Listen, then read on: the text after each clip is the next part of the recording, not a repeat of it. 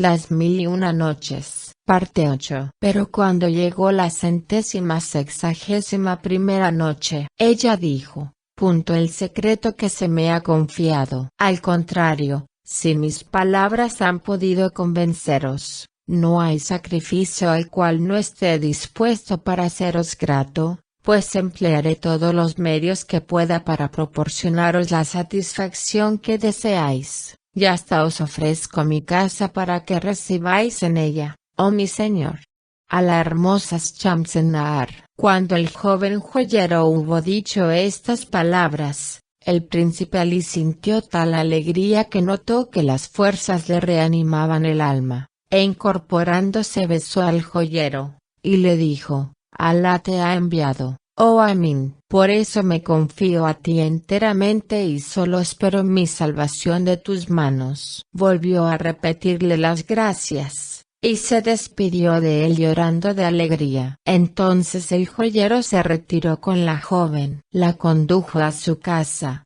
y le dijo que en lo sucesivo allí tendrían sus entrevistas los dos, lo mismo que la que proyectaba entre el príncipe Ali y Shamsen-Nahar.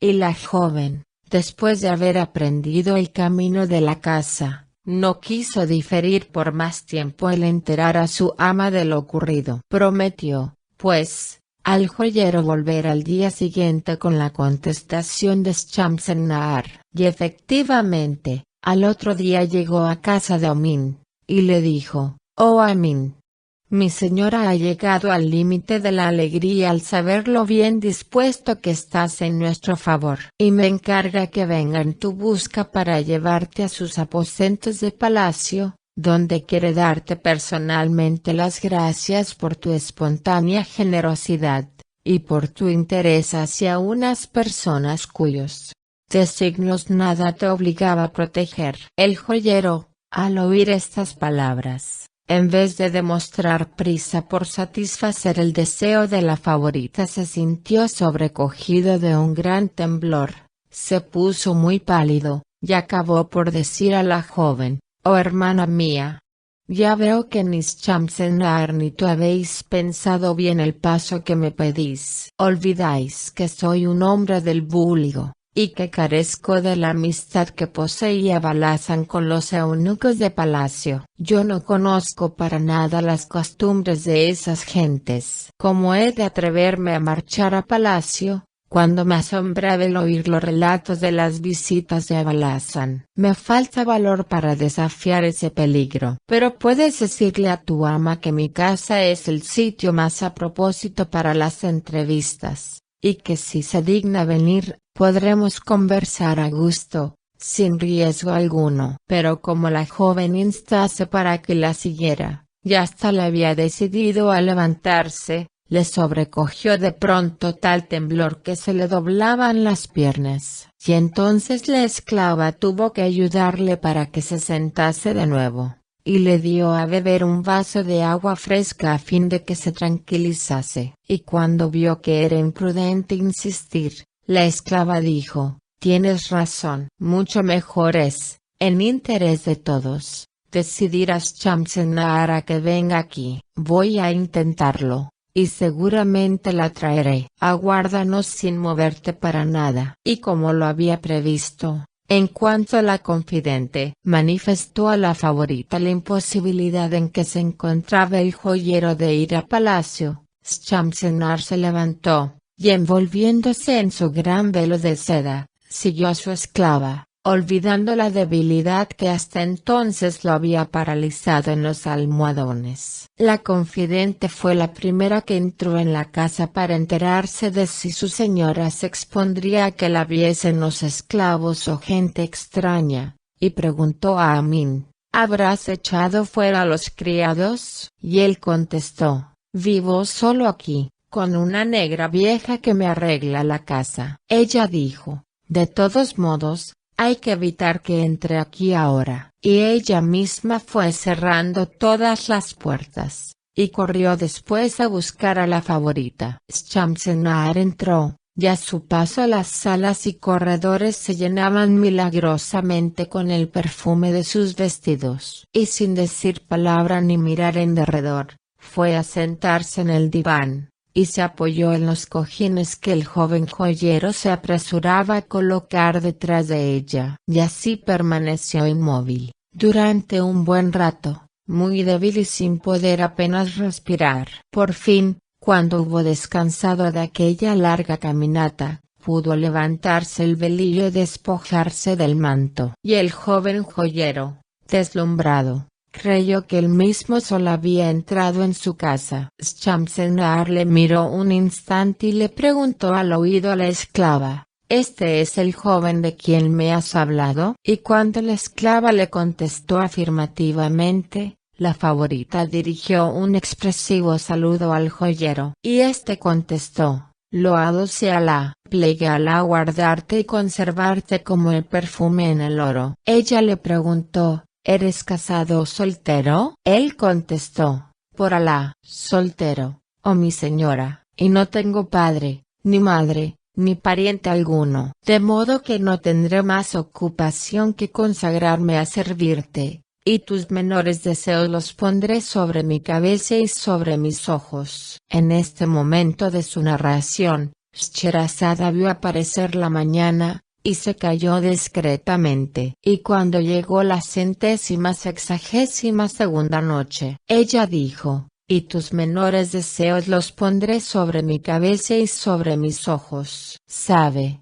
además, que pongo por completo a tu disposición, para tus entrevistas con Ben-Becar, una casa que me pertenece, en donde nadie habita, y que está situada enfrente de esta en que vivo. Voy a amueblarla enseguida, para que os reciba dignamente y no os falte nada. Entonces Shamsen-Nahar le dio expresivas gracias, y le dijo: Por Alá, mi destino es muy dichoso por haber tenido la suerte de encontrar un amigo tan adicto como tú. Ahora me explico lo que vale la ayuda de un amigo desinteresado, y cuán delicioso es encontrar el oasis del reposo después del desierto de la tristeza. Cree que sabré demostrarte un día que conozco el precio de la amistad. Mira a mi confidente, oh Amin. Es joven, dulce y expresiva, pues te aseguro que a pesar de cuánto he de sentir separarme de ella,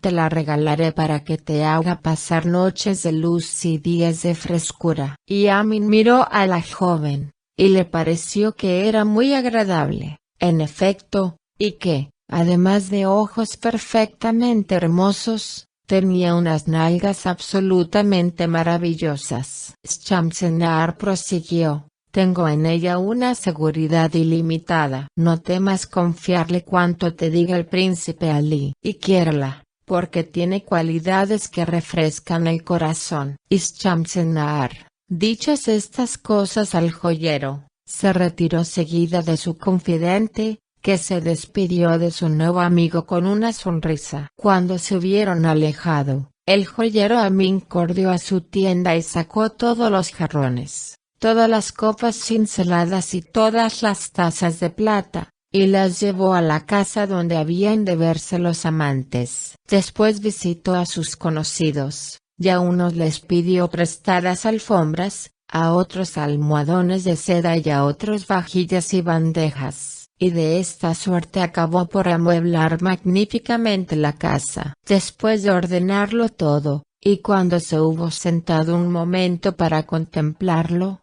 vio entrar a su amiga la joven confidente de Shamsen-Nahar. Esta se le acercó meneando gentilmente las caderas, y le dijo después de las alemas: oh Amin, mi ama te envía su saludo de paz, y te repite las gracias, y te dice que ya está consolada del todo. Me encarga además que avises a su amante de que el califa ha marchado del palacio y que ella podrá venir aquí esta noche. Avisa, pues, al príncipe Alí, y estoy segura de que esta noticia acabará de restablecerle y le devolverá las fuerzas y la salud. Dichas estas palabras, la joven se sacó del seno una bolsa llena de dinares y se la largó a Amin, diciéndole: mi ama te ruega que gastes todo lo que sea, sin escatimar nada. Pero Amin rechazó la bolsa, diciendo: valgo tan poco a los ojos de tu dueña, oh joven esclava, ¿que quiera recompensarme con ese oro? Dile que Amin está pagado de sobra con el oro de sus palabras y la mirada de sus ojos. Entonces la joven se guardó la bolsa, muy satisfecha por el desinterés demostrado por Amin, y corrió a contárselo a Shamsenahar, y a avisarle que todo estaba preparado. Después la ayudó a bañarse, peinarse, perfumarse y vestirse con sus mejores ropas. Por su parte, el joyero Amin fue a avisar al príncipe Ali Ben Bekar, después de haber colocado flores frescas en los jarrones y llenado las bandejas con manjares de todas clases, pasteles, dulces y bebidas, y colocado ordenadamente junto a la pared los laúdes, guitarras y demás instrumentos. Entró en casa del príncipe Ali, a quien encontró más animado con la esperanza que había infundido en su corazón. Y la alegría del joven fue muy grande al saber que dentro de poco iba a ver a la amada, causante de sus lágrimas y de su dicha. Y desaparecieron todas sus penas y pesares, y su rostro se iluminó enseguida, adquiriendo mayor gentileza y más simpática dulzura. Y por su parte, Amin le ayudó a vestirse el traje más magnífico, y después, sintiéndose tan fuerte como si nunca hubiera estado a las puertas de la tumba, emprendió con el joyero el camino de la casa. Cuando entraron en ella, Amin se apresuró a invitar al príncipe a sentarse, y le colocó detrás de la espalda unos almohadones muy blandos, y a su lado, a derecha e izquierda, unas hermosas vasijas de cristal llenas de flores, y le puso entre los dedos una rosa. Y ambos, departiendo tranquilamente, aguardaron la llegada de la favorita. Apenas se habían transcurrido unos instantes, llamaron a la puerta y Amin corrió a abrir, y volvió en el acto seguido de dos mujeres, una de las cuales iba completamente envuelta en un tupido izar de seda negra. En este momento de su narración, Scheherazade vio aparecer la mañana, y se calló discretamente. Y cuando llegó la 163ª noche, ella dijo, dos mujeres, una de las cuales iba completamente envuelta en un tupido izar de seda negra, y era la hora del llamamiento a la oración, en los alminares, al ponerse el sol. Y cuando afuera la voz extática de los muecines invocaba las bendiciones de Alá sobre la tierra, Shamsenahar se levantó el velo ante los ojos de Ben Bekar. Y al verse ambos amantes, cayeron desvanecidos, y tardaron como una hora en reponerse. Cuando por fin abrieron los ojos, se miraron silenciosa y largamente,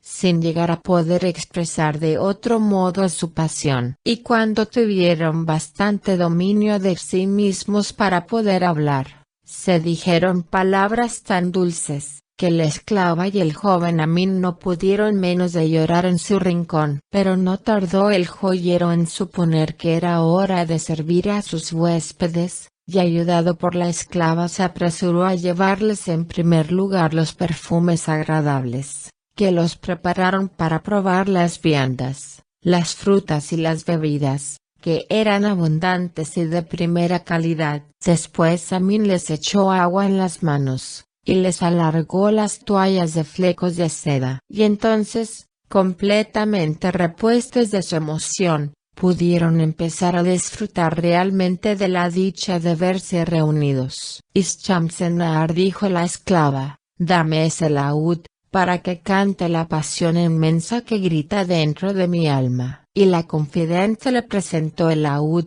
que Shamsenahar se puso en las rodillas, y después de haberle templado rápidamente, preludió una melodía. Y el instrumento, manejado por sus dedos, sollozaba y reía, como si hablase su alma, extasiando a todos. Y con la mirada perdida en los ojos de su amigo, Shamsenahar cantó, oh cuerpo mío de enamorada, te has hecho diáfano al esperar al muy amado. Pero ya está aquí, el ardor de mis mejillas, bajo las lágrimas se endulza con la brisa de su llegada.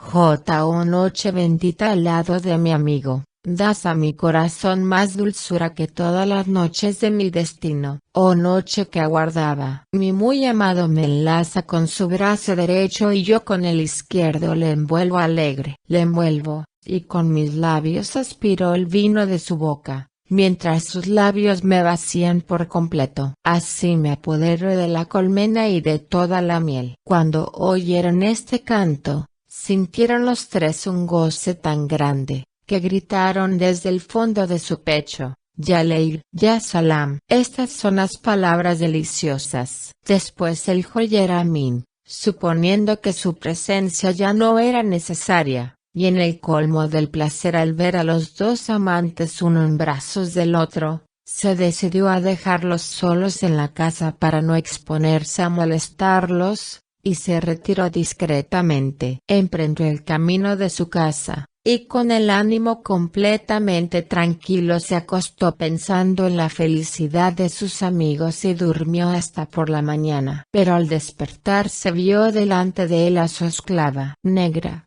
con la cara trastornada por el espanto. Y cuando abría la boca para preguntarle lo que le había pasado, la negra le señaló con silencioso ademán a un vecino que estaba a la puerta aguardando que despertase. El vecino se acercó a una señal de Amin, y después de saludarle le dijo: «Oh mi vecino, vengo a consolarte por la espantosa desgracia que ha caído esta noche sobre tu casa». El joyero exclamó: «Por Alá, ¿de qué desgracia hablas?». Y el hombre dijo: «Puesto que no te has enterado todavía, sabe que esta noche, apenas habías vuelto a tu casa, unos ladrones cuya primera hazaña no debe de ser esta, y que probablemente te habrían visto la víspera trasladar a tu segunda casa cosas preciosas, han aguardado que salieras para precipitarse dentro de la casa, donde no pensaban encontrar a nadie, pero vieron a unos huéspedes que había alojado allí esta noche, y probablemente los habrán matado y hecho desaparecer, pues no se ha podido dar con sus huellas. En cuanto a la casa, los ladrones la han saqueado por completo, sin dejar ni una estera ni un almohadón, y está ahora más limpia y vacía que nunca». Al oír esto, el joven Amin levantó los brazos lleno de amargura. «¡Qué desgracia tan grande! Mis bienes y todos los objetos que me habían prestado los amigos se han perdido sin remisión, pero esto no vale nada comparado con la pérdida de mis huéspedes». Y enloquecido, descalzo y en camisa, corrió a su segunda casa, seguido de cerca por el vecino, que trataba de consolarle. Y vio, efectivamente, que las habitaciones resonaban como cosa vacía. Entonces se desplomó llorando, prorrumpiendo en suspiros, y luego exclamó: «¿Y qué haré ahora, vecino?». El vecino contestó. En este momento de su narración, Scheherazade vio aparecer la mañana, y se calló discreta como siempre. Pero cuando llegó la 164ª noche, ella dijo. El vecino contestó: «Creo, Amin, que el mejor partido es tomar la desgracia con paciencia y aguardar la captura de los ladrones, que tarde o temprano serán habidos, pues los guardias del gobernador andan buscándolos, no solo por este robo, sino por otras fechorías que han perpetrado hace poco tiempo». Y el pobre joyero exclamó: «Oh, Abalazam ben Taher, prudente varón, qué buena idea tuviste al retirarte tranquilamente a Basra». Pero lo que está escrito ha de ocurrir.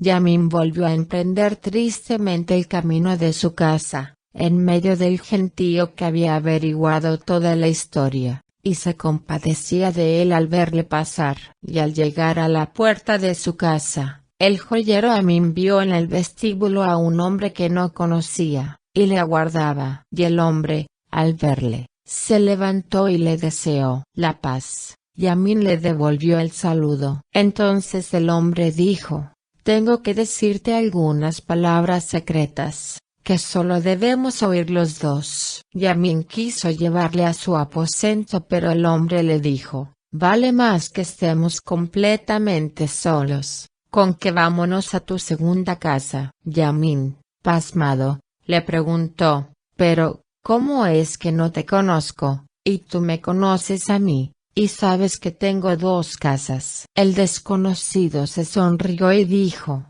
ya te lo explicaré todo. Y si Allah quiere, contribuiré a consolarte. Entonces Amin salió con el desconocido, y llegó a la segunda casa, pero allí su acompañante hizo observar a Amin que los ladrones habían echado la puerta abajo, y por consiguiente, no se podía estar ahí libre de indiscretos. Después dijo: sígueme y te llevaré a un sitio que conozco. Entonces el hombre echó a andar, y Amin fue detrás de él, siguiéndole de una calle a otra calle, de un zoco a otro zoco, de una puerta a otra puerta, hasta el anochecer.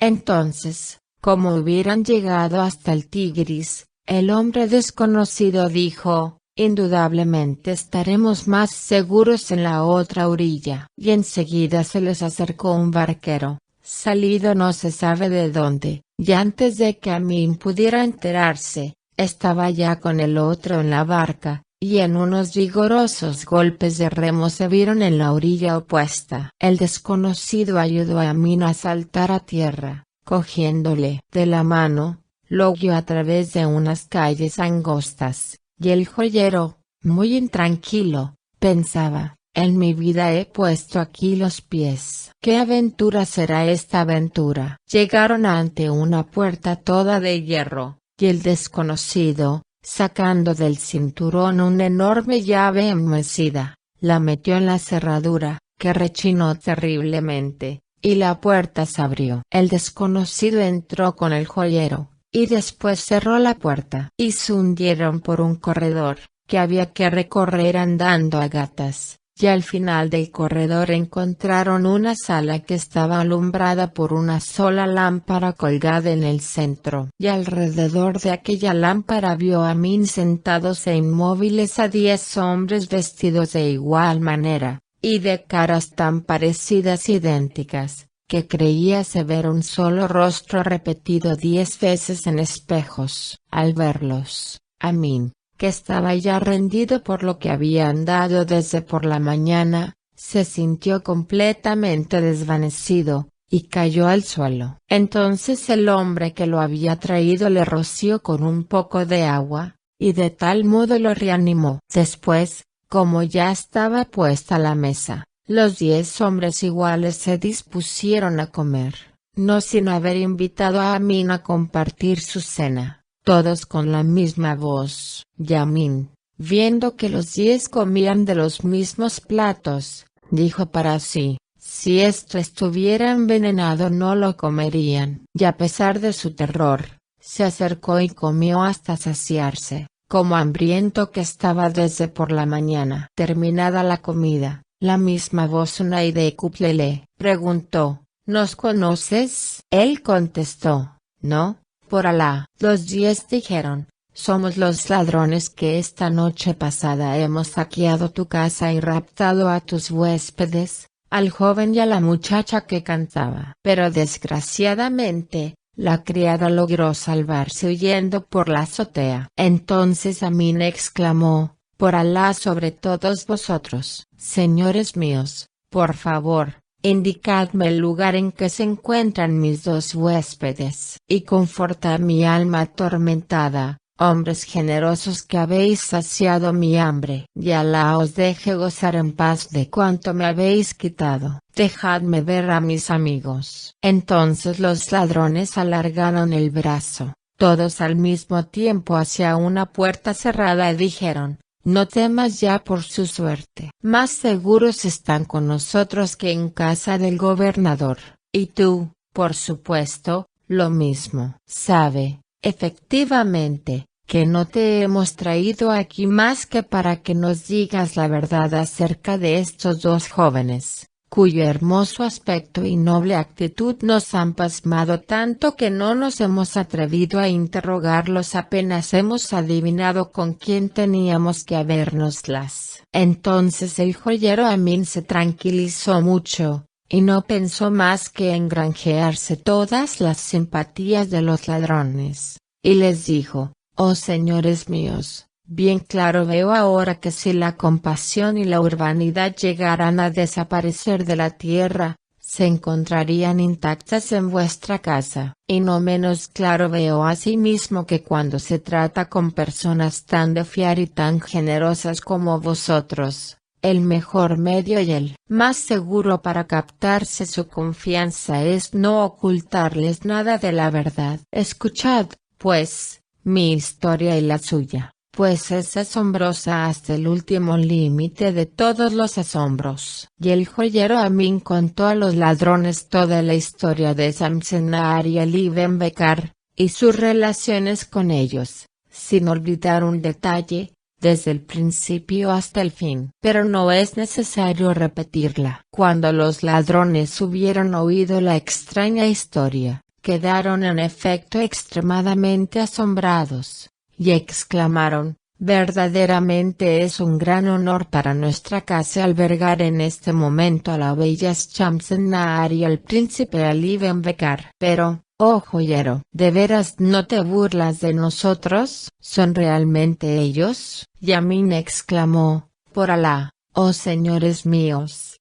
Ellos son, absolutamente, con sus propios ojos». Entonces los ladrones se levantaron como un solo hombre, y abrieron la puerta con sabida, e hicieron salir al príncipe Ali y Shamsen-Nahar, disculpándose 1000 veces, y diciéndoles: «Os suplicamos que nos perdonéis lo inconveniente de nuestra conducta, pues en realidad podíamos suponer que íbamos a capturar personas de vuestra categoría en casa del joyero». Después se volvieron hacia Amin y le dijeron: «Y a ti te devolveremos enseguida los objetos preciosos que te hemos arrebatado, y sentimos muchos no poder devolverte también los muebles, porque los hemos dispersado, haciendo que lo vendan en varios sitios y en pública subasta». Y la verdad es que se apresuraron a devolverme los objetos preciosos envueltos en un paquete grande, y yo,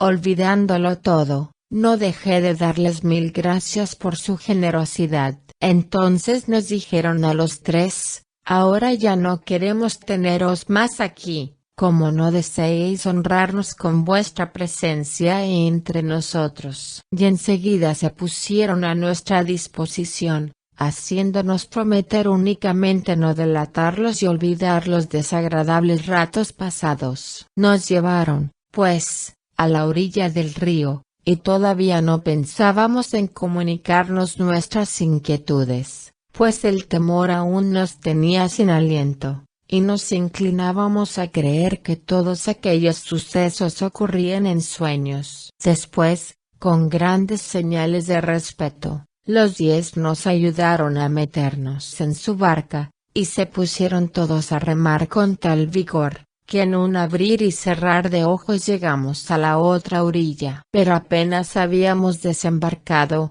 ¿cuál no sería nuestro terror al vernos cercado de pronto por los guardias del gobernador, y capturados inmediatamente? Los ladrones, como se habían quedado en la barca, tuvieron tiempo de ponerse fuera de alcance a fuerza de remos. Entonces el jefe de los guardias se nos acercó, y nos preguntó con voz amenazadora: «¿Quiénes sois y de dónde venís?». Sobrecogidos de miedo, nos quedamos mudos, lo cual acrecentó aún más la desconfianza del jefe de los guardias, que nos dijo: «Me vais a contestar categóricamente, o en el acto os mando atar de pies y manos, y se os llevarán mis hombres. Decidme, pues, ¿en dónde vivís? ¿En qué calle y en qué barrio?». Entonces, queriendo salvar a toda costa la situación, comprendí que debía hablar, y respondí: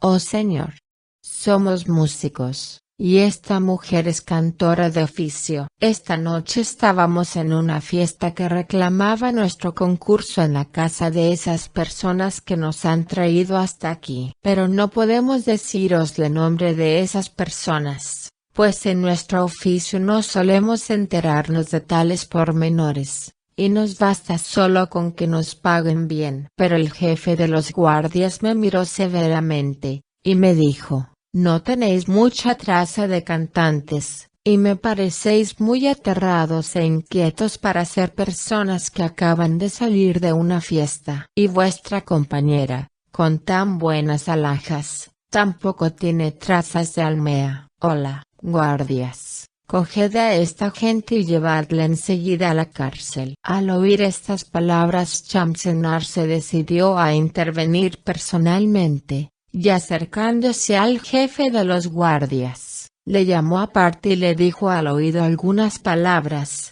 que le hicieron tal efecto, que retrocedió unos pasos y se inclinó hasta el suelo, balbuciendo fórmulas respetuosísimas de homenaje. Y enseguida dio orden a su gente de que acercara 2 embarcaciones, y ayudó a Shamsenar a entrar en una mientras me introducía en otra con el príncipe Ben-Becar. Después mandó a los barqueros que nos llevaran a donde les mandáramos ir, y enseguida cada barca siguió diferente dirección, Shamsenar hacia su palacio, y nosotros hacia nuestro barrio. En cuanto a nosotros, apenas habíamos llegado a casa del príncipe, cuando le vi, sin fuerzas ya y extenuado por tan continuas emociones, desplomarse sin conocimiento en brazos de sus servidores y de las mujeres de la casa. En este momento de su narración, Scheherazade vio aparecer la mañana,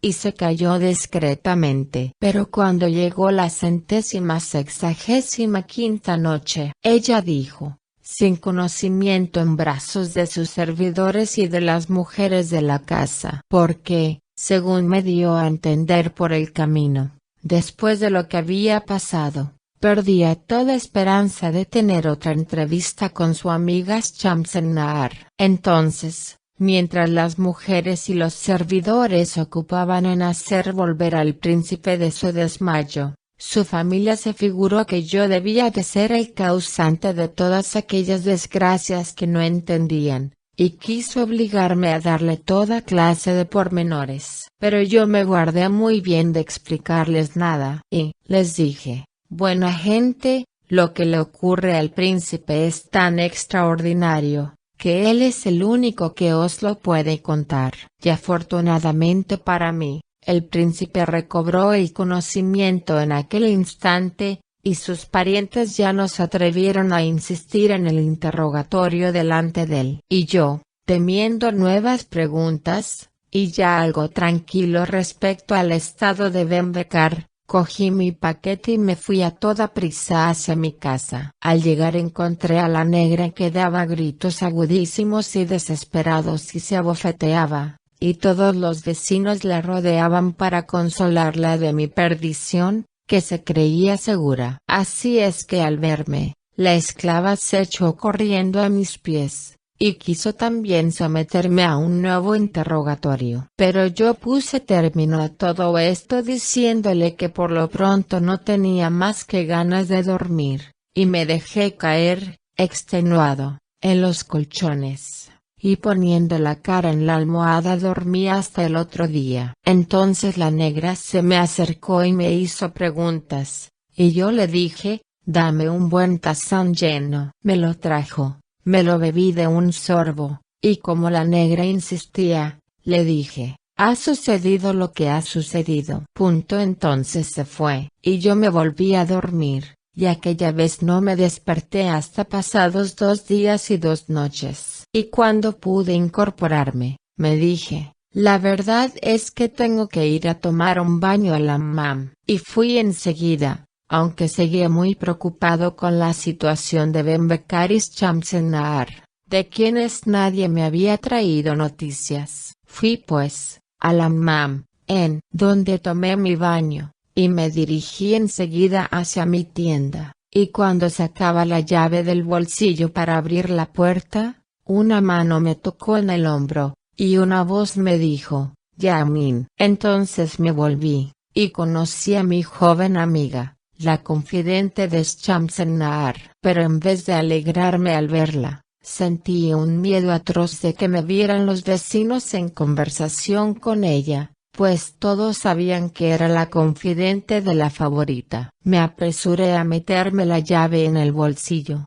y sin volver la cara eché a correr, completamente enloquecido, sin hacer caso de las voces de la joven, que corría detrás de mí, rogándose que me parara. Y así llegué hasta la puerta de una mezquita solitaria. Me precipité dentro. Después de haber dejado a la puerta las babuchas, me dirigí hacia el rincón más oscuro, y adopté enseguida la actitud de la oración. Entonces, más que nunca, pensé en lo grande que había sido la cordura de mi antiguo amigo Abalazan Bentaer, que había huido de todas aquellas complicaciones, retirándose tranquilamente a Basra. Y pensé para mis adentros, como Alá me saque sano y salvo, hago voto de no volverme a meter en semejantes trances, ni a hacer tales papeles. Apenas estaba en aquel rincón oscuro cuando se me unió. En este momento de su narración, Scheherazada vio aparecer la mañana y se calló discretamente. Pero cuando llegó la 166ª noche, apenas estaba en aquel rincón oscuro, cuando se me unió la confidente, y ya entonces me decidí a hablar con ella, puesto que no teníamos testigos. Empezó por preguntarme, ¿cómo estás, amigo Amin? Le contesté, perfectamente de salud, pero prefiero la muerte a esta constante inquietud en que vivimos. Ella prosiguió, ¿qué dirías si conocieras el estado en que se halla mi pobre señora? Ya Rabi. Me desmayo solo con recordar el momento en que la vi regresar a palacio. Yo pude llegar antes, huyendo de azotea en azotea, y tirándome al suelo desde la última casa. Si la hubieras visto llegar, ¿quién habría podido creer que aquella cara tan pálida como la de un cadáver desenterrado era la de Shamsen-Nahar, la luminosa? Así es que al verla rompí en sollozos, echándome a sus pies y besándoselos. Ella me mandó entregar al barquero 1000 dinares de oro por su trabajo, y después le abandonaron las fuerzas y cayó desmayada en nuestros brazos. La llevamos a la cama, y empecé a rociarle el rostro con agua de flores, le sequé los ojos, le lavé pies y manos, y la mudé de ropa. Entonces tuve la alegría de verla volver en sí, y le di enseguida un sorbete de rosa, le hice oler jazmines, y le dije, oh mi señora, por Alá sobre ti, ¿a dónde iremos a parar si seguimos así? Ella contestó, oh mi fiel confidente, ya no hay en la tierra nada que me invite a la vida, pero antes de morir quiero tener noticias de mi amado. Ve, pues, a buscar al joyero Amin, y llévale estas bolsas llenas de oro, y ruégale que las acepte en compensación de los daños y perjuicios que le ha causado nuestra aventura. Y la confidente me alargó un paquete muy pesado que llevaba y que debía contener más de 5.000 dinares de oro, de lo cual, efectivamente, pude cerciorarme más adelante. Después prosiguió, Shamsen-Nahar me ha encargado después que te pida, como última súplica, que nos des noticias, sean buenas o malas, del príncipe Alí. No pude negarle lo que me pedía como un favor,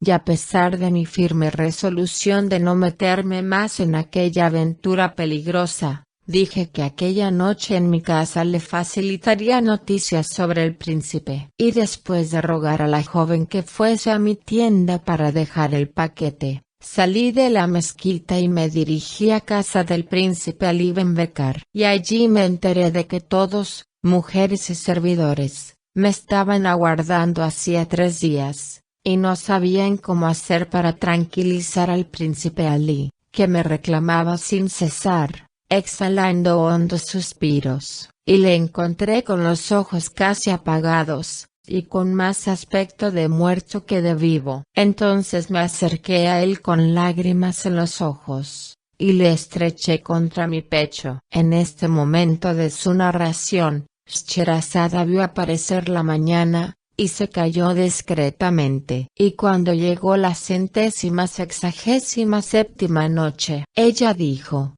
y le estreché contra mi pecho y le dije muchas cosas para consolarlo un poco, pero no lo pude conseguir, y me dijo, oh Amin, como sé que mi alma va a escaparse, deseo antes de morir dejarte una muestra de gratitud, y ordenó a sus esclavos, traed tal y cual cosa. Y enseguida los esclavos se apresuraron a traer toda clase de objetos preciosos, vasijas de oro y plata, alhajas de mucho valor. Y me dijo, te ruego que aceptes esto en sustitución de lo que te han robado. Y mandó a los esclavos que transportaran todo a mi casa. Enseguida dijo, sabe, amigo mío, que en este mundo todas las cosas tienen un fin. Desdichado de quien no alcanza su fin en el amor, pues no le queda más que la muerte. Y si no fuera por mi respeto a la ley del profeta,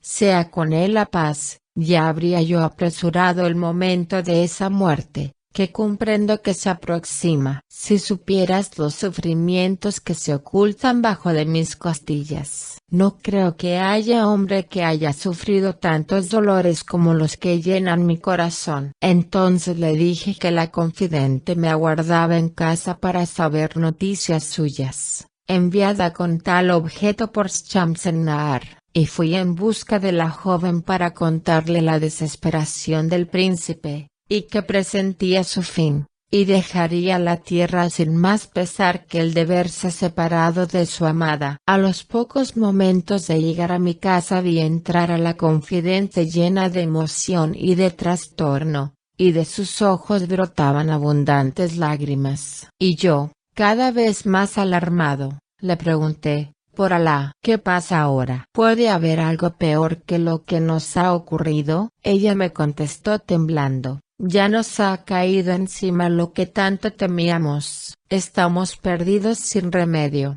desde el primero hasta el último. El califa se ha enterado de todo y he aquí lo ocurrido. A consecuencia de la indiscreción de una de sus esclavas, el jefe de los eunucos entró en sospechas, y empezó a interrogar una por una a todas las doncellas de Shamsen-Nahar. Y a pesar de sus negativas, dio con la pista y lo descubrió todo. Enteró inmediatamente al califa, que mandó llamar a la favorita, ordenando que la acompañaran, contra su costumbre, 20 eunucos de palacio. De modo que todos estamos en el límite del espanto. Y yo he podido zafarme un momento para avisarte del peligro que nos amenaza. Ve, pues, a prevenir al príncipe que tome las precauciones necesarias. Y dicho esto, la joven regresó corriendo a palacio. Entonces el mundo se ennegreció ante mis ojos,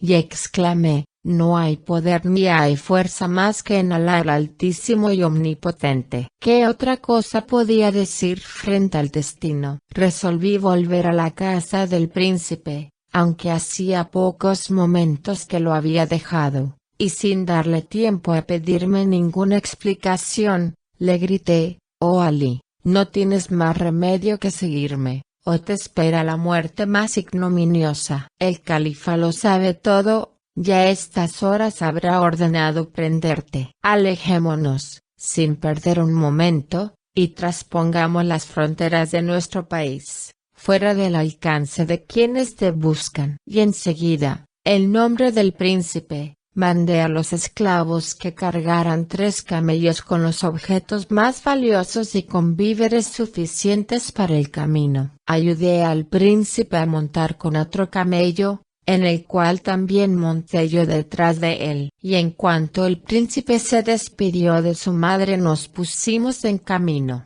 tomando el del desierto. En este momento de su narración, Scheherazade vio aparecer la mañana, y se calló discreta, como siempre. Y cuando llegó la 168ª noche, ella dijo, nos pusimos en camino, tomando el del desierto. Pero toda cosa que está escrita debe ocurrir, los destinos, bajo un cielo u otro, han de cumplirse. Y efectivamente, nuestras desdichas habían de continuarse, porque huyendo de un peligro, nos arrojábamos a otro mayor todavía. He aquí que al anochecer, mientras íbamos por el desierto y encaminándonos hacia un oasis, cuyo alminar sobresalía entre las palmeras, vimos surgir de pronto a nuestra izquierda, una cuadrilla de bandoleros, que en un momento nos cercaron. Y como sabíamos muy bien que el único medio para salvar la vida era no intentar resistencia alguna, nos dejamos desarmar y despojar. Los bandidos nos quitaron las bestias con toda la carga, y hasta nos arrebataron la ropa que llevábamos encima, sin dejarnos más que la camisa. Hecho lo cual se alejaron, sin ocuparse más de nuestra suerte. Mi pobre amigo el príncipe no era más que una cosa entre mis manos, pues lo habían aniquilado por completo tantas emociones repetidas. De todos modos, le pude ayudar a arrastrarse poco a poco hasta la mezquita que había en el oasis, y entramos allí para pasar la noche. El príncipe se arrojó al suelo y me dijo: «Aquí voy a morir, ya que Shamsen-Nahar no debe de estar viva a estas horas». En la mezquita estaba rezando un hombre que, al acabar sus devociones, nos miró un instante, se nos acercó, y nos dijo con bondad: «Oh jóvenes, sin duda sois forasteros y venís a pasar la noche aquí». Le contesté: «Oh, jeique, somos unos forasteros a quienes los bandidos del desierto acaban de despojar por completo, sin dejarnos más bienes que la camisa que llevamos encima». Al oír estas palabras, el anciano nos manifestó mucha compasión, y nos dijo: «Oh jóvenes, aguardad unos momentos y seré con vosotros». Signo de exclamación abierta salió para volver. Enseguida, acompañándole un muchacho que llevaba un paquete. El jeique sacó de allí unos trajes, y nos rogó que nos los pusiéramos, y después dijo: «Venid a mi casa, donde estaréis mejor que en esta mezquita, pues debéis de tener hambre y sed». Y nos obligó a acompañarle a su casa, a la cual no llegó el príncipe más que para tenderle sin aliento en una alfombra. Y entonces, a lo lejos, como si viniera con la brisa que soplaba por el oasis a través de las palmeras, se dejó oír la voz de alguna pobre que cantaba plañideramente estos versos tristes: «Lloraba yo al ver aproximarse el fin de mi juventud, pero sequé pronto aquellas lágrimas, para no llorar más que la separación de mi amigo. Si el momento de la muerte le parece amarga a mi alma, no es porque sea duro dejar una vida de amarguras, sino por irse lejos de los ojos del amigo. Ah, si yo hubiera sabido que el momento de la despedida estaba tan próximo,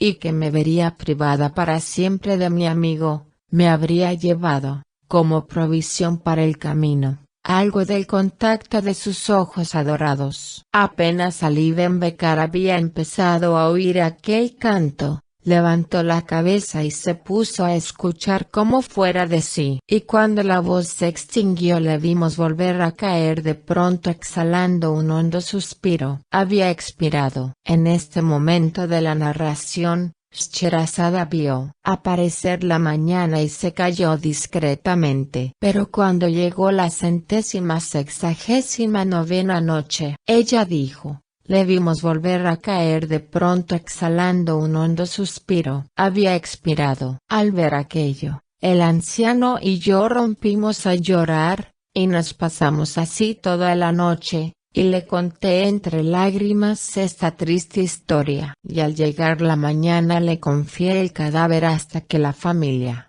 avisada por mí, fuera a buscarlo. Me despedí de aquel hombre tan bueno, y me dirigí rápidamente a Bagdad, aprovechando la salida de una caravana que allá se dirigía. Y en cuanto llegué, corrí a casa del príncipe, sin mudarme siquiera de ropa, y me presenté a su madre. Cuando la madre de Benbekar me vio llegar solo, sin su hijo, y observó mi tristeza, empezó a temblar, y yo le dije: «Oh venerable madre de Ali, Alá es el que manda, y la criatura tiene que someterse». Cuando se dirige a un alma el escrito de llamada, el alma tiene que presentarse sin demora delante de su amo. Al oír esto la madre de Ali exhaló un gran grito, y cayendo de bruces al suelo, exclamó: «¡Qué horror!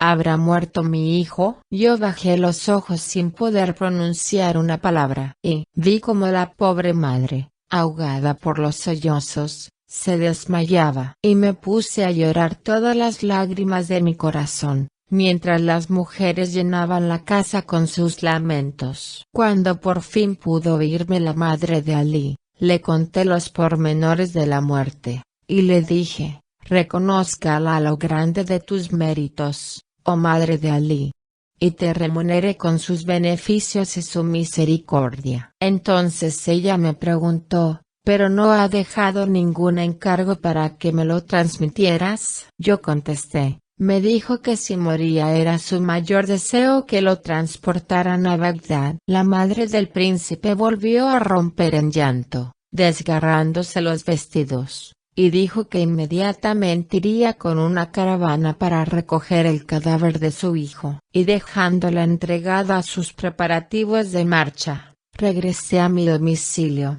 pensando: «Oh, príncipe Ali, desventurado amante, qué lástima que tu juventud haya sido cegada en su más hermosa floración». Y al llegar a mi casa, cuando eché mano al bolsillo para sacar la llave, me tocaron en el brazo. Me volví, y vi a la confidente de Shamsaninar vestida de luto, y con cara muy triste. Quise escaparme, pero la joven me obligó a entrar en casa con ella, y sin hablar nos rompimos a llorar uno y otro. Después le dije: «¿Ya sabrás la desgracia?». Ella respondió: «¿A cuál te refieres, Amin?». Yo le dije: «La muerte del príncipe Ali». Y al verla llorar de nuevo comprendí que nada sabía, y la enteré en medio de grandes sollozos. Después ella me preguntó: «¿Y tú conoces mi desgracia?». Yo exclamé: «¿Habrá perecido Shamsaninar por orden del califa?». Ella contestó: «Shamsaninar ha muerto, pero no como supones, oh desventurada señora mía». Y rompió a llorar, hasta que por fin me dijo: «Escúchame, Amin». Cuando Shamsaninar llegó acompañada por los 20 eunucos a presencia del califa, este despidió a todo el mundo, se acercó a ella, la mandó sentar junto a él, y con voz llena de bondad le dijo: «Oh Shamsaninar, tienes enemigos en palacio, y estos enemigos han querido calumniarte deformando tus actos y presentándomelos bajo un aspecto indigno de ti y de mí. Sabe que te quiero más que nunca, y para probarlo ante todo el palacio he dado órdenes de que se aumente tu tren de caza, y el número de tus esclavos, y los gastos tuyos. Te ruego, por lo tanto, que abandones esa aflicción que me aflige también a mí». Y para distraerte, voy a llamar a las cantarinas de palacio, y disponer que traigan bandejas cargadas de frutas y bebidas. Inmediatamente entraron las tañedoras de instrumentos y las cantarinas. Los esclavos vinieron cargados con grandes bandejas repletas de apetitoso contenido. Y cuando todo estuvo dispuesto, el califa, sentado al lado de Shamsaninar, que a pesar de tanta bondad se sentía cada vez más débil, mandó a las cantarinas que empezaran. Y una de ellas, al son de los laúdes, pulsados por los dedos de sus compañeras, prorrumpió en este canto: «Oh lágrimas, hacéis traición a los secretos de mi alma, no dejando que guarde para mí sola un dolor cultivado en silencio. He perdido al amigo amado por mi corazón». Al oír esto, Shamsaninar exhaló un gran suspiro, y cayó de espaldas. El califa, afectadísimo, se inclinó hacia ella rápidamente, creyéndola desmayada, pero la levantó muerta, Entonces tiró la copa que tenía en la mano, derribó las bandejas, y mientras dábamos gritos espantosos nos mandó salir a todas ordenando que rompiéramos las guitarras y los laúdes de la fiesta. Yo fui la única quien permitió que permaneciera en el salón. El emir se colocó a Shamsen-Nahar en las rodillas, y así estuvo llorando toda la noche, mandándome que no dejase entrar a nadie. A la mañana siguiente confió el cuerpo a las plañideras y lavadoras, y mandó que se le hicieran funerales de mujer legítima, y todavía más grandiosos. Después se encerró en sus habitaciones, y desde entonces no se le ha vuelto a ver en el salón de justicia. Por mi parte lloré con la joven la muerte de Shamsen-Nahar, y ambos nos pusimos de acuerdo para que Ali Ben Becar fuera enterrado al lado de Shamsen-Nahar. Ya guardamos el regreso de la madre, y cuando regresó, tributamos al cadáver del príncipe unos fastuosos funerales, y logramos que se le sepultara al lado de la tumba de Shamsen-Nahar. Y desde entonces yo y la joven confidente, que llegó a ser mi esposa, visitamos las dos tumbas, para llorar por los amantes, de quienes habíamos sido tan amigos. Y tal es, oh rey afortunado, prosiguió Scheherazada, la historia conmovedora de Shamsen-Nahar, favorita del califa Harún al-Rashid. En esto la pequeña Doniazada, no pudiendo reprimirse por más tiempo, prorrumpió en sollozos, hundiendo la cabeza en la alfombra. Y el rey Schahriar exclamó: «Oh Scheherazada, esa historia me ha entristecido mucho». Entonces Scheherazada dijo: «Oh rey, si te he contado esa historia, tan diferente de las otras, ha sido más que nada por los versos admirables que contiene, y sobre todo, para disponerte mejor a la alegría que ha de causarte la que me propongo contar ahora, si tienes a bien permitirlo». Y el rey Schahriar contestó: «Oh Scheherazada, hazme olvidar esa tristeza y hazme saber el título de esa historia que me prometes». Y Scheherazada dijo: «Es la historia mágica de la princesa Budur, la luna más bella entre todas las lunas». Y la pequeña Doniazada, levantando la cabeza, exclamó: «Oh mi hermana Scheherazada, cuánta sería tu bondad si la empezaras en el acto». Pero Scheherazada dijo: «De todo corazón, y como homenaje debido a este rey bien portado y de buenos modales, pero no será hasta la noche próxima». Y como veía aparecer la mañana, Scheherazada, discretamente, se calló. Historia de Kamar al-Zaman y la princesa Budur, la luna más bella entre todas las lunas. La pequeña Doniazada, que ya no podía resistir más su impaciencia, se levantó de la alfombra en que estaba acurrucada, y dijo a Scheherazada: «Oh hermana mía, te ruego que nos cuentes la historia prometida cuyo título solo ya me estremece de placer y emoción». Y Scheherazada sonrió a su hermana, y dijo: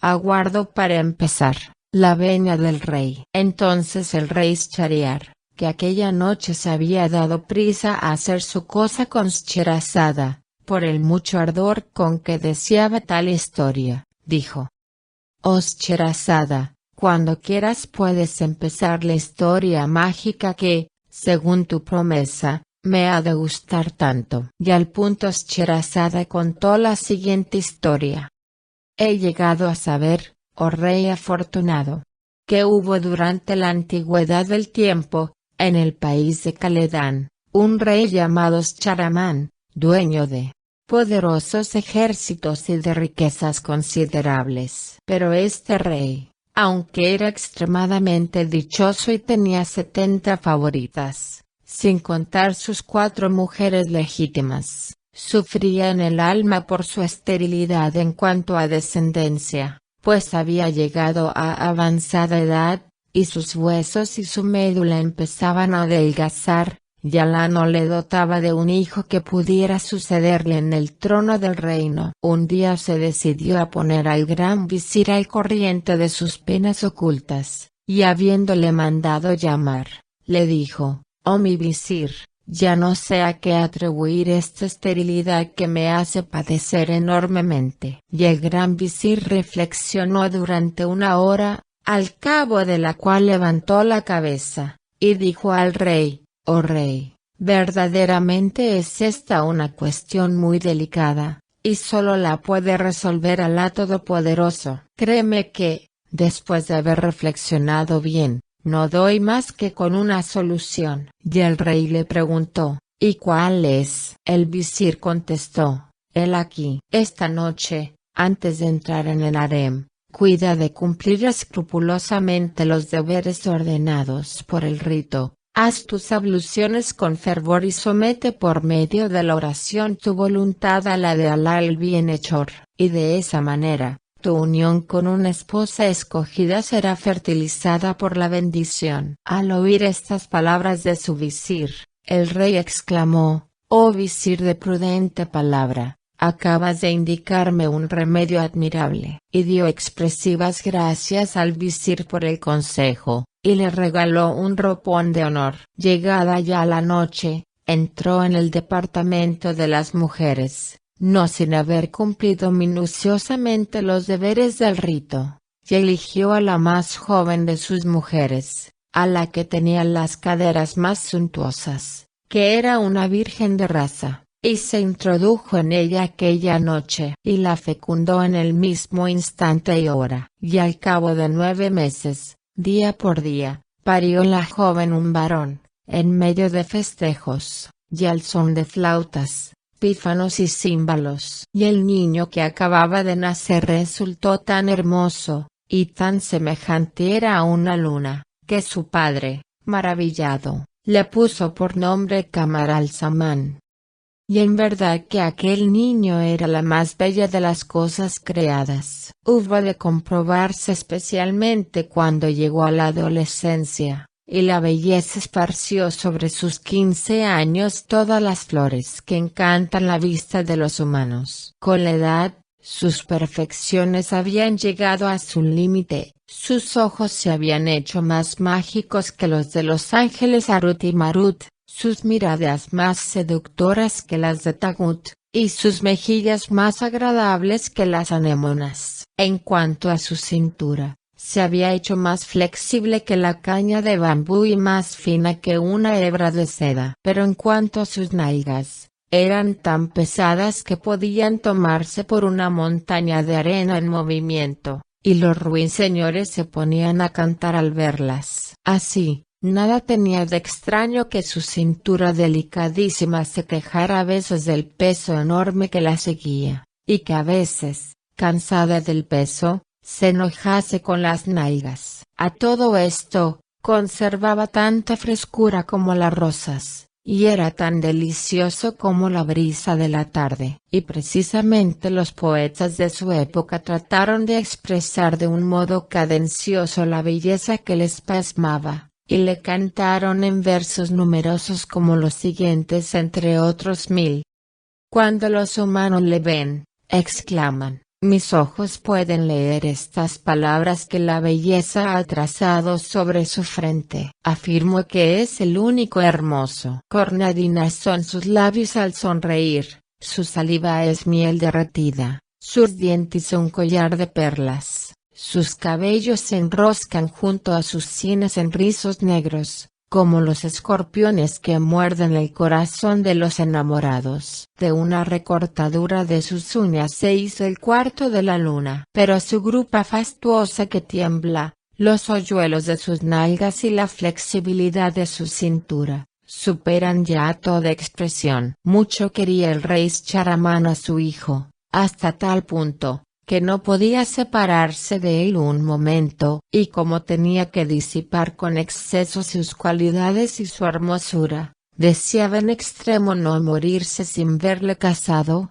y disfrutar así de su posteridad. Y un día que le preocupaba más que de costumbre tal idea, se la manifestó a su gran visir, que le dijo: la idea es excelente, porque el matrimonio suaviza el humor. Entonces el rey Shahramán dijo al jefe de los eunucos: ve pronto a decir a mi hijo Camaralzaman que venga a hablar conmigo. Y en cuanto el eunuco le transmitió la orden, Camaralzaman se presentó a su padre, y después de haberle deseado la paz respetuosamente, besó la tierra entre sus manos, con los ojos bajos y en modesta actitud, como cuadra a un hijo sumiso para su padre. En ese momento de la narración, Scheherazada vio aparecer la mañana, y como era discreta se calló. Pero cuando llegó la 171ª noche, ella dijo, con los ojos bajos y en modesta actitud,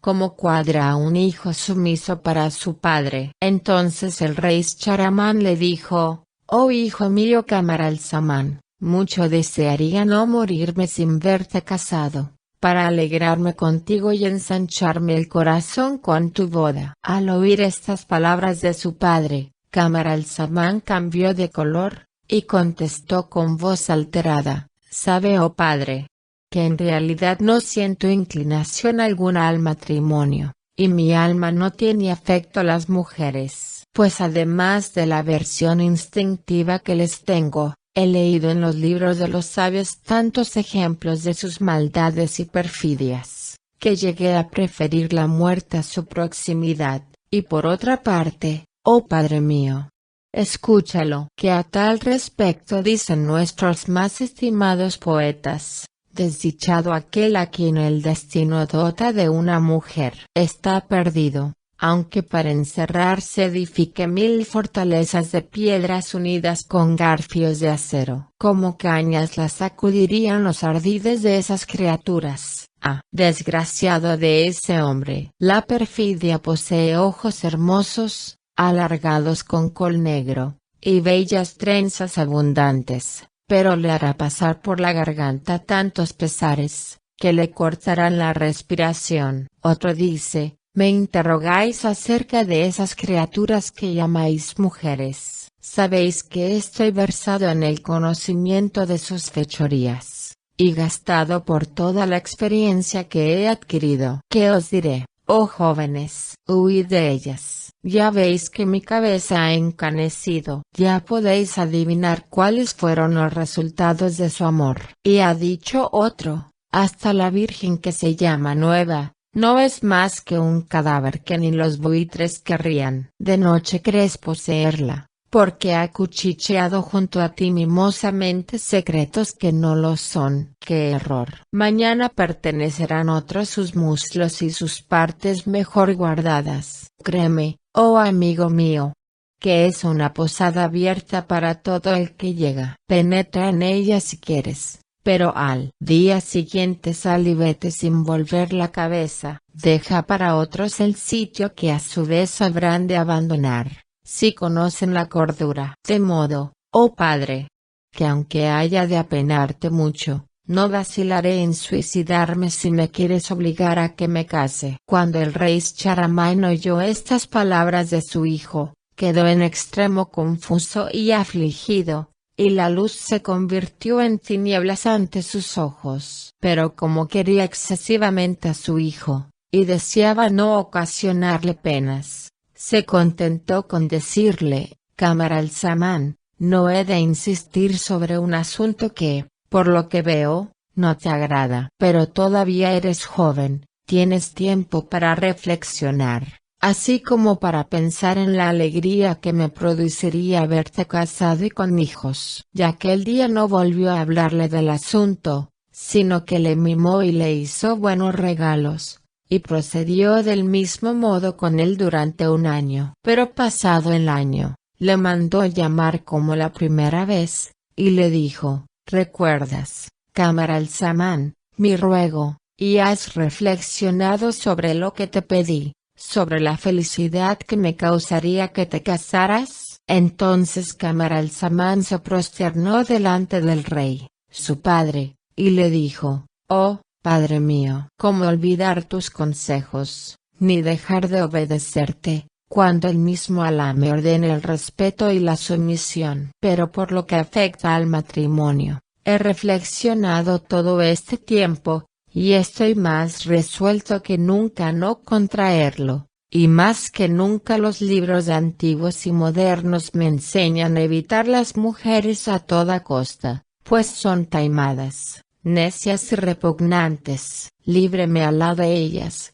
aunque sea preciso que me mate. Oídas estas palabras, el rey Shahramán comprendió que sería contraproducente todavía insistir más u obligar a la obediencia a aquel hijo querido. Pero su pesar fue tan grande, que se levantó desolado y mandó llamar aparte al gran visir, a quien dijo: «Oh mi visir, qué locos son los padres que desean tener hijos, solo dan penas y decepciones». He aquí que Kamar al-Zaman está más resuelto aún que el año pasado a huir de las muchachas y del matrimonio. «Qué desdicha la mía, oh mi visir, ¿y cómo la remediaremos?». Entonces el visir inclinó la frente y recapacitó largo rato. Y luego levantó la cabeza, y dijo al rey: «Oh rey del siglo, he aquí el remedio que vamos a emplear. Ten paciencia un año más, y entonces, en vez de hablarle de eso en secreto, reúne a todos los emires, visires y grandes de la corte, así como a todos los oficiales de palacio, y delante de todos ellos declárale tu resolución de casarle sin demora. Y entonces no se atreverá a desobedecerte ante la respetable asamblea, y te contestará oyendo y sometiéndose». En este momento de su narración, Scheherazade vio aparecer la mañana, y se calló discretamente. Pero cuando llegó la 172ª noche, ella dijo: «Y te contestará oyendo y sometiéndose». Tanto satisfizo al rey este discurso del visir, que exclamó: «Por Alá, es una idea realizable», y demostró su alegría ofreciendo al visir uno de los más bellos ropones de honor. Después de lo cual tuvo paciencia el tiempo indicado, y mandó reunir entonces la asamblea, ordenando que asistiese a ella su hijo Kamar al-Zaman. Y el joven entró en la sala, iluminándola con su presencia, y qué lunar en su barbilla, y qué perfume, yalá, cuando pasaba. Y cuando se vio delante de su padre, besó 3 veces la tierra entre sus manos, y se quedó de pie aguardando que su padre le dirigiera la palabra. El rey le dijo: «Oh hijo mío, sabe que te mandé asistir a esta asamblea solo para expresarte mi resolución de casarte con una princesa digna de tu categoría, y alegrarme así con mi posteridad antes de fallecer». Cuando Kamar al-Zaman oyó estas palabras de su padre, sentíase de improviso atacado por una especie de locura, que le dictó cierta respuesta tan poco respetuosa, que todos los circunstantes bajaron los ojos, cohibidos, y el rey quedó mortificado hasta el límite extremo de la mortificación, y como estaba obligado a poner coto a tamaña insolencia en público, gritó a su hijo con voz terrible: «Ahora verás lo que cuesta a los hijos desobedecer a sus padres y no guardarles la consideración debida». E inmediatamente mandó a los guardias que ataran a Kamar al-Zaman los brazos a la espalda y le encerraran en la torre vieja de la ruinosa ciudadela contigua al palacio, lo cual se ejecutó inmediatamente. Y uno de los guardias se quedó a la puerta para vigilar al príncipe, y acudir a su llamamiento en caso de necesidad. Cuando Kamar al-Zaman se vio encerrado de aquel modo, se entristeció mucho, y dijo para sí: «¿Acaso más me habría valido obedecer a mi padre y casarme contra mi gusto para complacerle? Siquiera así habría evitado darle tal pena,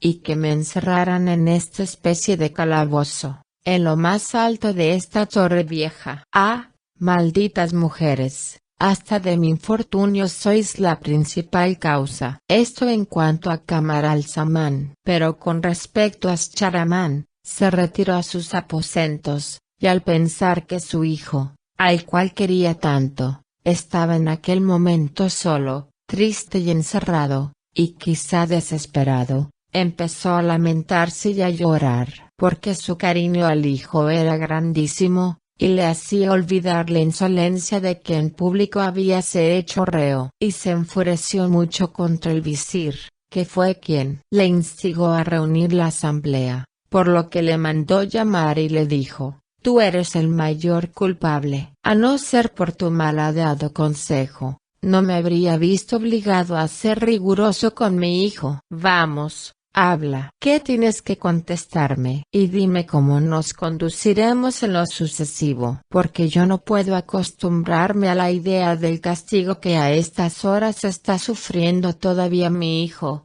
la llama de mi corazón». Entonces el visir le dijo: «Cero H rey, ten paciencia, dejándole solo 15 días encerrado, y verás cómo se apresura a someterse a tu deseo». El rey dijo: «¿Estás bien seguro?». El visir dijo: «Ciertamente». Entonces el rey exhaló varios suspiros, y fue a tenderse en la cama, y pasó una noche de insomnio, por lo mucho que penaba su corazón a causa de aquel único hijo que era su mayor alegría. Y durmió menos, porque estaba acostumbrado a que su hijo durmiera a su lado, en la misma cama, y a ponerle su propio brazo por almohada, velándole así personalmente el sueño. De modo que aquella noche, por más vueltas y revueltas que dio en todos sentidos, no pudo cerrar los ojos. Eso en cuanto al rey Schahramán. Y volvamos al príncipe Camaralzaman. Al caer la noche, el esclavo encargado de guardar la puerta entró con un candelabro encendido que dejó a los pies del lecho, pues había cuidado de arreglar en aquella habitación una cama bien acondicionada para el hijo del rey, y verificado esto, se retiró. Entonces Camaralzaman se levantó, hizo sus abluciones, recitó algunos capítulos del Corán, y pensó en desnudarse para pasar la noche. Se quitó, pues, toda la ropa, sin dejar puesta más que la camisa encima del cuerpo, y se puso a la cabeza un pañuelo de seda azul. Y más que nunca parecía así tan hermoso como la luna de la noche 14. Se tendió entonces en la cama y aunque desconsolado con idea de haber enojado a su padre, no tardó en dormirse profundamente. Pero no sabía, ni podía figurárselo, lo que iba a ocurrir aquella noche,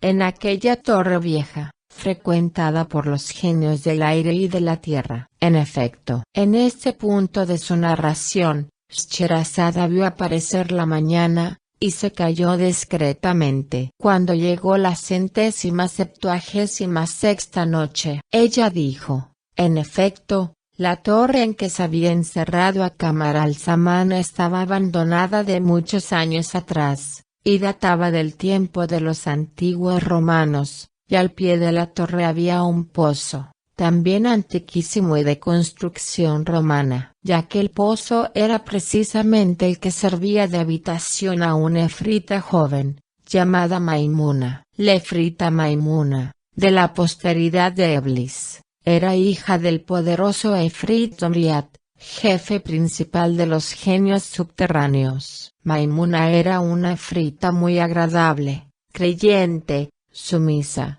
ilustre entre todas las hijas de los genios por sus propias virtudes y las de su ascendencia, famosa en las regiones de lo desconocido. Sobre las 12 de aquella noche, la efrita Maimuna salió del pozo, según solía, a tomar el fresco, y voló ligera hacia los estados del cielo, para dirigirse desde allí al lugar hacia el cual se sintiera atraída. Y al pasar por cerca de la techumbre de la torre, se asombró de ver luz en un sitio en que desde hacía largos años nunca había visto nada. Dijo, pues, para sí: «Seguramente que esa luz está ahí por algo. He de entrar dentro a ver lo que es». Entonces dio un rodeo y penetró en la torre, y vio al esclavo echado a la puerta, pero sin pararse. Pasó por encima y entró en la habitación. Y cuál no fue su encantadora sorpresa al ver al joven que estaba echado medio desnudo en la cama. Empezó por pararse de puntillas, y para verle mejor,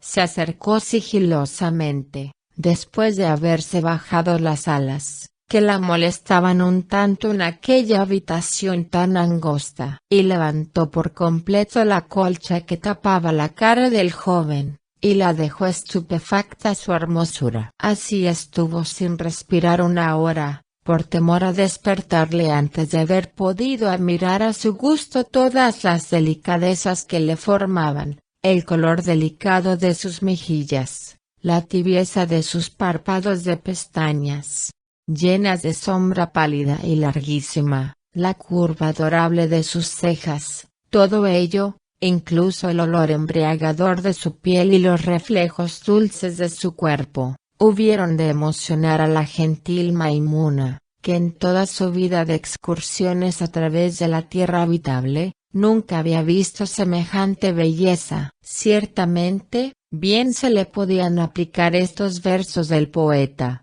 Al contacto de mis labios vi que se ennegrecían sus pupilas, que son mi locura, y se sonrojaban sus mejillas, que son toda mi alma. Y exclamé, oh corazón mío, di a los que se atreven a motejar tu pasión, oh censores, enseñadme un objeto tan hermoso como mi bien amado. Y cuando la efrita Maimuna, hija del efrit Zomriat, sació bien sus ojos con aquel espectáculo maravilloso, alabó a Alá exclamando, bendito sea el Creador que modela la perfección. Después pensó, ¿y cómo los padres de este adolescente pueden separarse de él para encerrarle solo en esta torre derruida? ¿No temerán los maleficios de los genios malos de mi raza que habitan en los escombros y en los lugares desiertos? Pero, por Alá, ya que ellos no hacen caso de su hijo,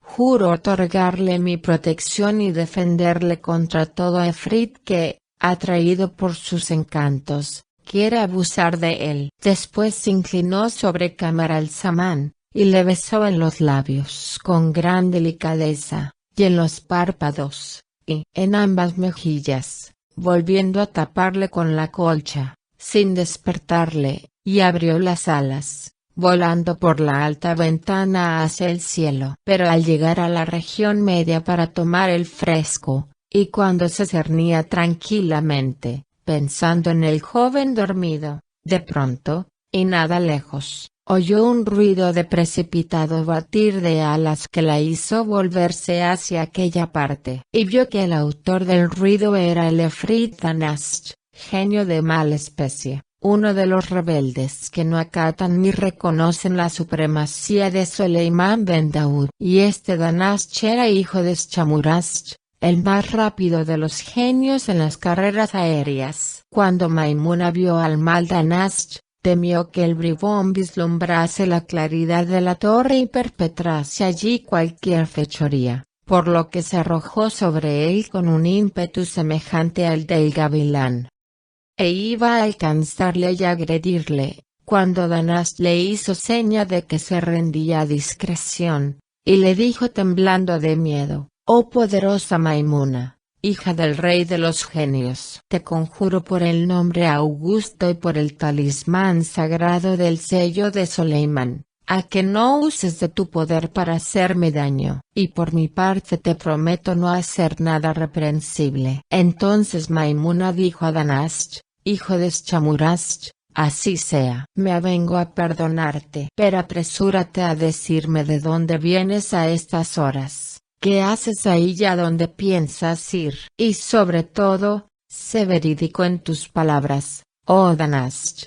Pues si no, estoy dispuesta a arrancarte las plumas de las alas con mis manos, a desollarte y a romperte los huesos, para precipitarte después como una masa. No creas poder librarte con una mentira, oh Danasht. Entonces el efrit dijo, oh mi dueña Maimuna, sabe que en este momento me has encontrado muy a propósito para oír cualquier cosa completamente extraordinaria. Pero prométeme siquiera dejarme ir en paz si satisfago tu deseo y darme un salvoconducto que en adelante me resguarde de la mala voluntad de todos los genios, mis enemigos del aire, el mar y la tierra, ya que eres la hija del rey de todos nosotros. Doriath el formidable. Así habló el Efrit Danasht, hijo del rápido Shamurasht. Entonces Maimuna, hija de Doriath, dijo: te lo prometo por la gema grabada con el sello de Soleimán ben Daud,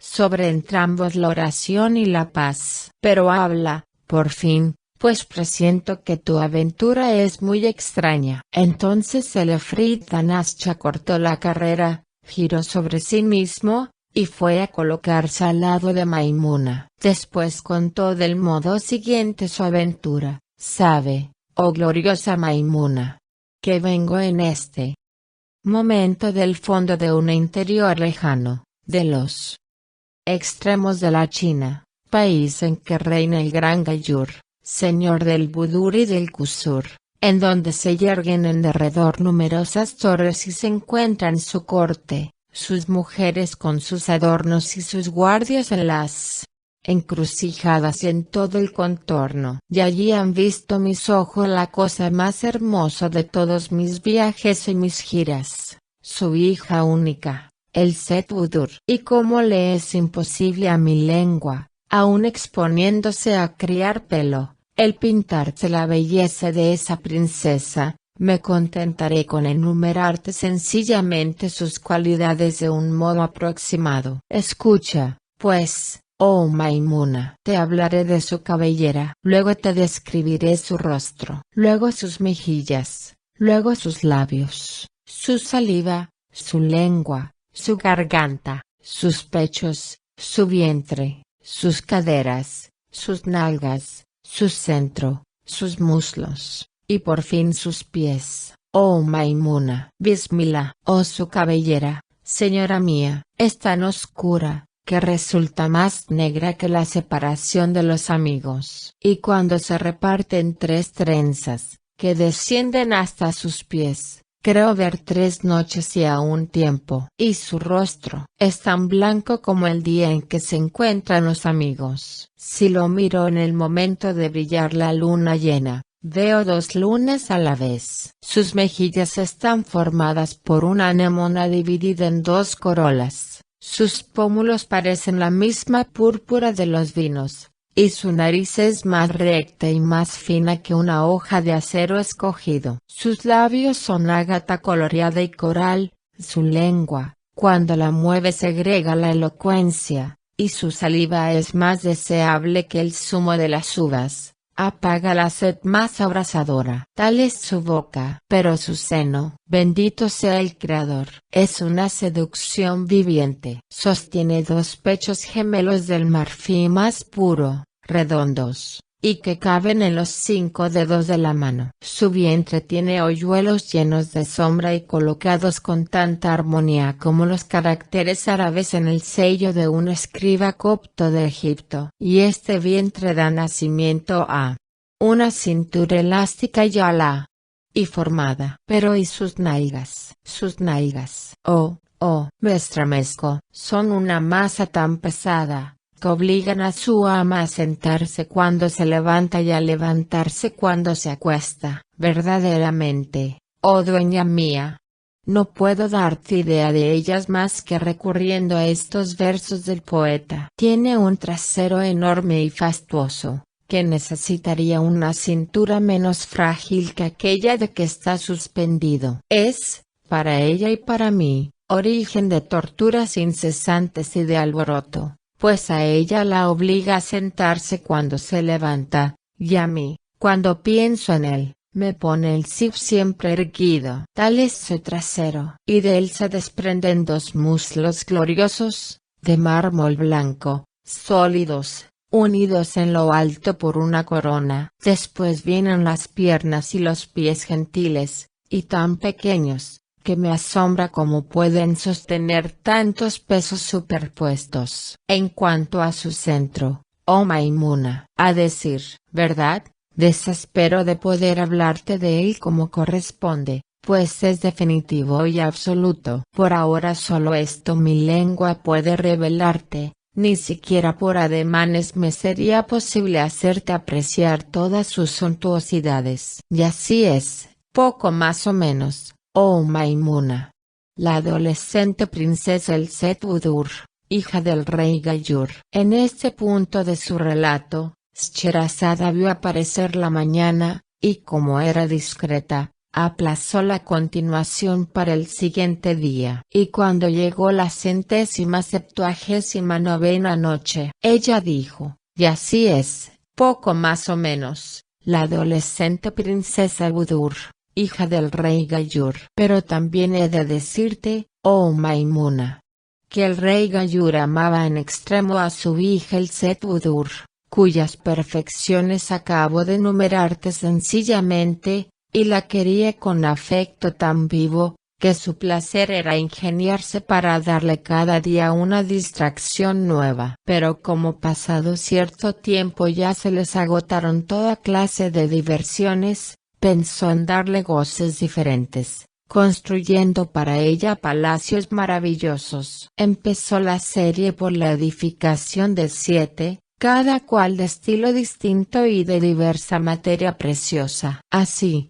mandó construir el primero todo de cristal, el segundo de alabastro diáfano, el tercero de porcelana, el cuarto de mosaicos de pedrería, el quinto de plata, el sexto de oro y el séptimo solo de perlas y diamantes. Y el rey Gayur no dejó de mandar que cada palacio se adornase de la manera más adecuada al estilo de su construcción, reunió en ellos todos los atractivos que pudieran hacer su uso todavía más encantador, cuidando, por ejemplo, y sobre todo, de la belleza de sus estanques y jardines. Y para distraer a su hija Budur la hizo habitar en estos palacios, pero solo un año en cada uno, a fin de que no tuviera tiempo de cansarse y el placer sucediera sin fatiga al placer. Es natural que en medio de tantas cosas bellas, la belleza de la joven se afinara, y llegara por último al estado supremo que hubo de encantarme. De tal modo,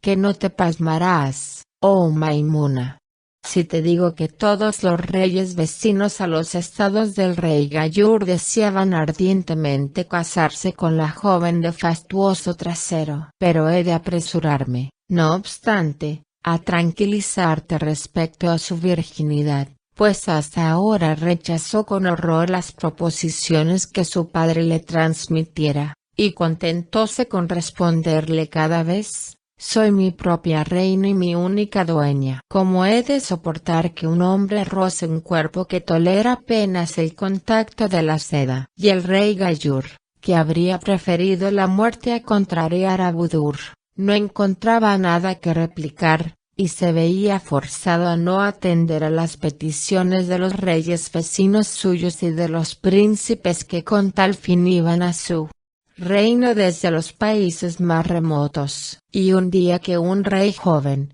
más bello y poderoso que los demás, se presentó después de haber enviado muchos regalos preparatorios, el rey Gayur habló de él a Budur, que, indignada esta vez, estalló en reconvenciones, y exclamó: ya veo que no me queda más que un medio de acabar con este tormento continuo. Voy a coger ese alfanje que veo ahí, y clavármelo de punta en el corazón para que me salga por la espalda. Por Alá, no tengo otro recurso. Y como se disponía de veras a emplear tal violencia consigo misma, el rey Gayur se asustó de tal modo, que sacó la lengua, y sacudió la mano, y puso los ojos en blanco, y después se apresuró a confiar a Budur a 10 viejas muy listas y llenas de experiencia, una de las cuales fue la propia nodriza de Budur. Y desde entonces las 10 viejas no la dejan un momento y vigilan sucesivamente a la puerta de su habitación. Y he aquí, oh mi señora Maimuna,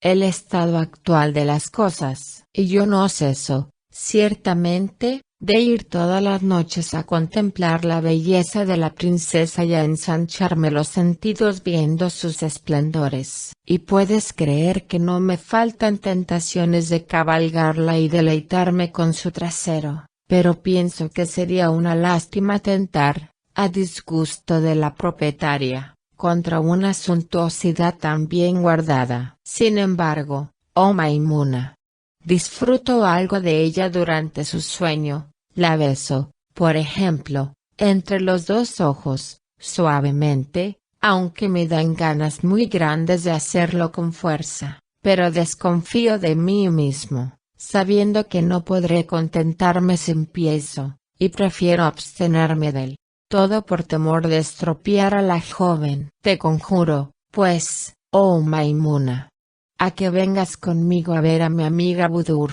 cuya belleza te encantará, sin duda alguna, y cuyas perfecciones te garantizo que han de entusiasmarte. Vamos, oh Maimuna, al país del rey Gayur para admirar al Set Budur. Así habló Lefrit Danasht, hijo del rápido Shamurast. En este momento de su narración, Scheherazade vio aparecer la mañana y como era discreta, se calló. Y cuando llegó la 180ª noche, ella dijo, así habló Lefrit Danasht, hijo del rápido Shamurast. Cuando la joven Efrita Maimuna hubo oído esta historia, en vez de contestar, se rió burlonamente, dio un aletazo en el vientre a Lefrit, y escupiéndole en la cara, le dijo, «Qué estúpido estás con tu muchacha Meona, y verdaderamente me pregunto cómo te has atrevido a hablarme de ella, cuando debes saber que no podría soportar por un momento la comparación con el hermoso adolescente a quien amo». Y el Efrit exclamó, limpiándose la cara, «Pero oh, mi señora, ignoro en absoluto la existencia de tu joven amigo, y con perdón tuyo, no deseo más que verlo, aunque me cuesta mucho trabajo creer que pueda igualar a la hermosura de mi princesa». Entonces Maimuna le gritó, «¿Quieres callar, maldito? Te repito que mi amigo es tan hermoso, que si le vieras, aunque fuesen sueños, te daría un ataque de epilepsia y babearías como un camello». Y Danasht preguntó, «¿Pero, dónde está y quién puede ser?» Maimuna dijo, «Oh bribón, sabe que está en el mismo caso que tu princesa, y le han encerrado en la torre vieja cuyo pie tengo mi morada subterránea. Pero no te forjes la ilusión de que vas a verle sin mí,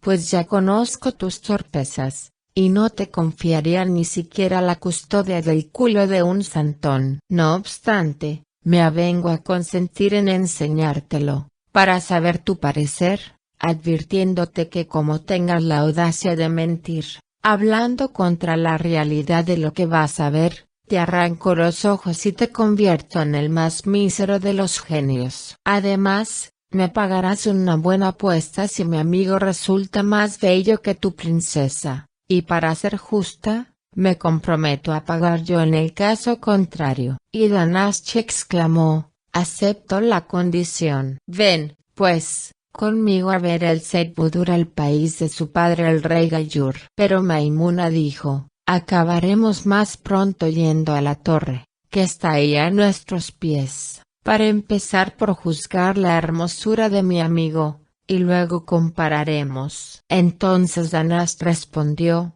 «Escucho y obedezco». Y ambos bajaron en línea recta desde lo alto de los aires hasta la techumbre de la torre, y penetraron por la ventana en el aposento de Kamar al-Zaman. Entonces Maimuna dijo al Efrit Danasht, «No te muevas, y sobre todo, sé correcto». Después se acercó al joven dormido, y levantó la sábana que en aquel momento le cubría, y se volvió hacia Danasht y le dijo, «Mira, oh maldito, y ten cuidado con no caerte todo lo largo que eres». Y Danasht alargó la cabeza, y retrocedió estupefacto, luego estiró de nuevo el cuello, e inspeccionó largo rato la cara y el cuerpo del hermoso joven, al cabo de lo cual movió la cabeza y dijo, «Oh mi señora Maimuna, ya veo que tienes mucha disculpa al pensar que tu amigo es de belleza incomparable, pues en verdad que nunca he visto tantas perfecciones en un cuerpo de adolescente,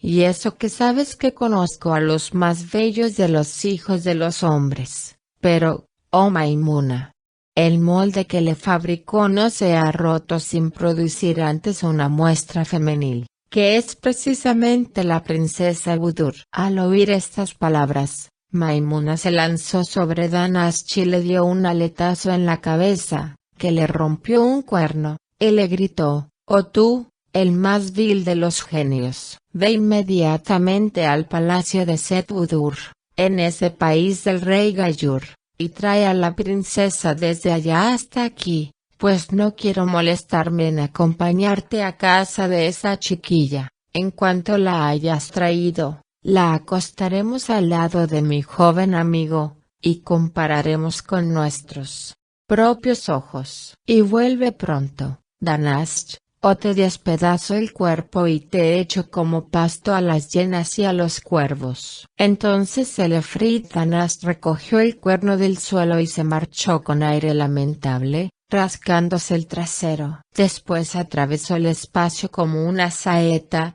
y no tardó en volver, pasada una hora, con su carga a cuestas. Y la princesa, dormida en hombros de Danaschi, no tenía puesta más que la camisa, y su cuerpo palpitaba en su blancura. Y en las amplias mangas de la camisa estaban bordados estos versos que se entrelazaban agradablemente: «Tres cosas le impiden otorgar a los humanos una mirada que diga sí: el temor a lo desconocido, el horror a lo conocido, y su hermosura». Entonces Maimuna dijo a Danaschi: «Me parece que debiste entretenerte por el camino con esta joven, pues te has retrasado, y a un buen efrit no le hace falta gastar una hora en ir del país de Khaledan a lo último de la China y volver por el camino más derecho. Bueno, apresúrate a atender a esa muchacha al lado de mi amigo para que hagamos nuestro examen». Y el efrit Danaschi,